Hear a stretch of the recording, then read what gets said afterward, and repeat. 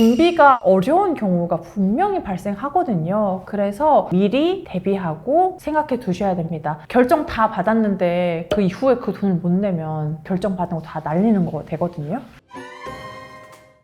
안녕하세요. 양나래 변호사입니다. 자, 오늘은요, 이혼소송을 준비하고 계신 분들께 아주 현실적인 이야기죠. 이혼소송 비용 도대체 얼마가 들어갈지, 그리고 얼마를 준비해야 될지 여러분께 상세하게 설명드리도록 하겠습니다. 자, 첫 번째, 변호사 비용입니다. 아니, 변호사님, 이혼소송 하는데 굳이 변호사 선임해야 돼요? 저는 혼자 잘할 수 있는데요? 이렇게 말씀하시는 분들도 계시거든요. 간단하게 증거가 충분한 위자료 청구. 내 배우자가 바람을 폈어. 근데 증거가 충분해. 나는 위자료 청구만 하면 돼. 이런 상황이면 인터넷에서 검색해가지고 나 홀로 소송으로 진행하시는 것 괜찮습니다. 그런데 내가 다투고자 하는 게 재산 분할에 관한 것이라든지 아니면 양주권에 대해서 다툼이 매우 큰 상황이다. 이럴 때에는 내가 평소에 주장하는 걸 잘하고 글로 정리를 잘한다고 하더라도 법률상 조회를 한다든지 혹은 어떤 절차에 어떤 주장을 해야 되는지 이런 것들이 다소 어려울 수가 있어요. 그리고 소송은 한 번 판결이 나면 거의 99.9%의 확률로 결과를 바꾸기가 어려워요. 그렇기 때문에 내가 다투고자 하는 내용이 조금 복잡하고 재산 분할의 규모가 조금 크다. 이런 상황이면 변호사를 꼭 선임해서 진행하셔야 합니다. 그렇다면 변호사 비용 얼마나 들어갈지 이거 고민되시잖아요. 물론 변호사마다, 지역마다, 사무소의 크기마다 천차만별이겠지만은 일반적인 서초동, 양재동 이런 사무실들을 기준으로 했을 때 이혼소송 선임료는 660에서 1100만 원 사이에서 왔다 갔다 합니다. 나는 바람을 피우지 않았는데 상대방이 나한테 바람 피웠다고 해서 그것도 다투어야 되고 재산도 상대방이 다 가지고 해서 재산도 뺏어와야 되고 이렇게 다투어야 될 것이 많은지 등등에 따라서 구체적인 선임료가 결정이 되는 겁니다. 변호사 선임료는요, 내가 변호사와 계약을 하면 바로 전액 지불해야 되는 금액입니다. 전액 지불이 완료되어야만 변호사도 사건 진행을 시작하는 거예요. 자, 그런데 변호사한테 들어가는 돈이 하나 더 있습니다. 성공모수예요. 변호사가 사건을 성공적으로 끝냈을 때 추가적으로 지불해야 되는 금액입니다.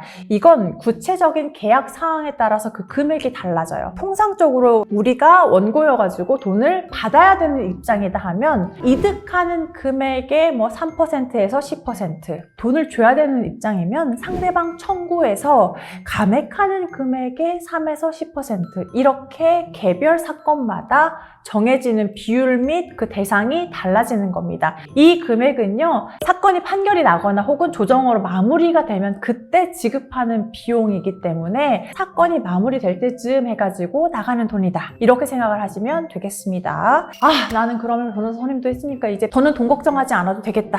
이렇게 될까요? 아닙니다. 인지대, 송달료가 있어요. 인지대는 쉽게 설명하자면 법원에서 사건을 처리하는 데 들어가는 돈, 법원에 납부하는 돈이라고 생각하시면 되겠습니다. 인지대는 그런데 우리가 청구하는 금액에 따라서 결정이 되는 겁니다. 그래서 우리가 상간소송 진행할 때 원고분들이 변호사님 저는 2천만 원 받을 수 있다고 해도 청구는 2억 청구하고 싶어요 이렇게 말씀하시거든요. 그런데 제가 2억을 청구하지 않는 이유는 2억을 청구하면 그만큼 내가 부담해야 되는 인지대가 올라가기 때문이에요. 보통 변호사 상담을 받으면 처음에 청구할 때 어느 정도 금액에서 청구를 하고 나중에 재산이 어느 정도 발견이 되면 추가로 어느 정도 청구를 하게 되겠습니다. 이런 것을 상담을 통해서 확인할 수 있거든요. 그래서 이렇게 청구 금액에 따라서 달라지기 때문에 변호사 상담을 통해서 청구 금액을 확인하시면 인지대가 얼마인지 꼭 확인을 하셔야 됩니다. 왜냐하면 변호사 선임하는데 다 쓰고 뭐하고 애들 생활비로 쓰고 하니까 현금이 하나도 없는 거예요. 그래서 인지대 송달료 납부하지 않으면 어떻게 될까요? 소장이 각하돼요. 법원에서 이 소장을 아예 보지도 않고 처리 안 합니다 하고 빠꾸하는 게 각하거든요. 그렇기 때문에 인지대 송달료는 무조건 미리 마련을 해 두셔야 됩니다.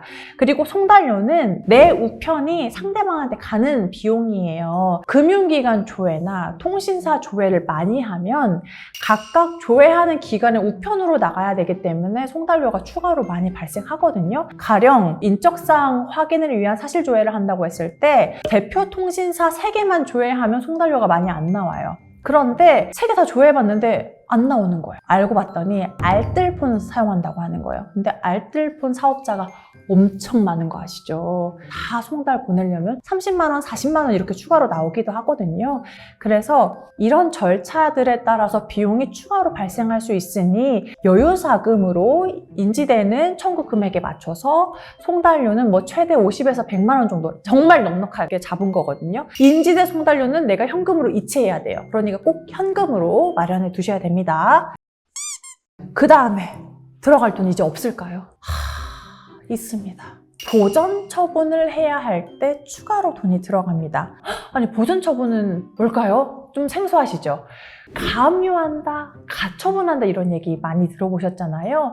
내가 나중에 채권이 발생했을 때 그 채권을 회수할 수 있도록 미리 상대방의 재산을 보전해 놓는다 해서 이게 보전 처분이거든요. 모든 이혼 사건에서 다 보전 처분을 하는 것은 아니지만 내 배우자가 이혼 소송이 진행될 걸 알고 돈을 빼돌리려는 그런 낌새가 있다 하면 보전 처분을 해야 되는데 그때 또 추가로 비용이 발생합니다. 보전 처분은요, 이혼 소송을 위해 변호사를 선임한 것과 별개로 또 선임을 해야 되거든요. 그래서 보전 절차를 위해서 선임하는 비용이 한 110에서 220만 원 정도 발생이 하고요. 법원에서 가압류 결정이 나왔다.